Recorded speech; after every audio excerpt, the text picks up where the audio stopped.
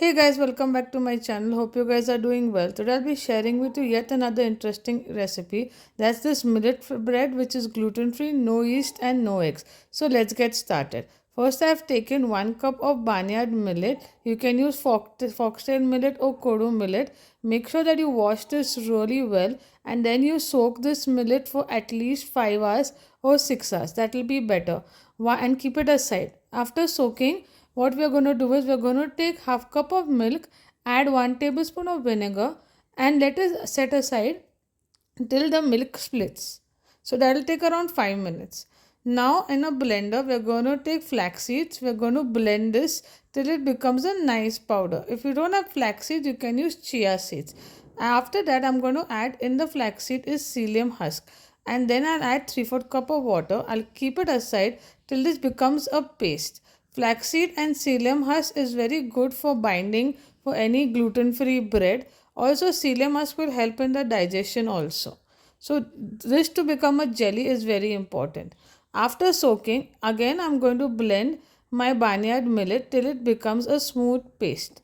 So you can see I've just blended in a blender till it becomes a smooth paste. Make sure that it's soaked and becomes soft before using the barnyard millet for your bread. After that, I'm going to add the mixture. Then I'm going to add the psyllium husk and flaxseed mixture, and you can see how it's become like a jelly consistency. And then I added my milk mixture. I'm going to mix everything well. I added oil. If you don't want oil, you can add butter or you could use olive oil if you feel like. Mix everything very well, and then after that you'll see that slowly the batter is going to get thicker.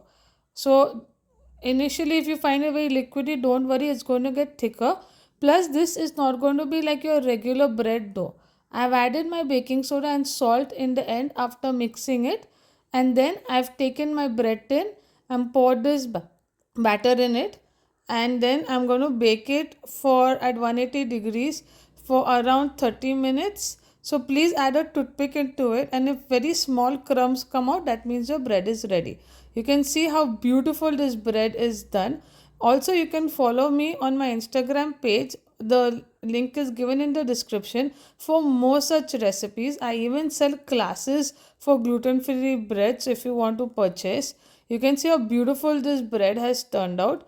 Don't forget to like, share and subscribe to my channel for more such amazing recipes. Hope you like this recipe.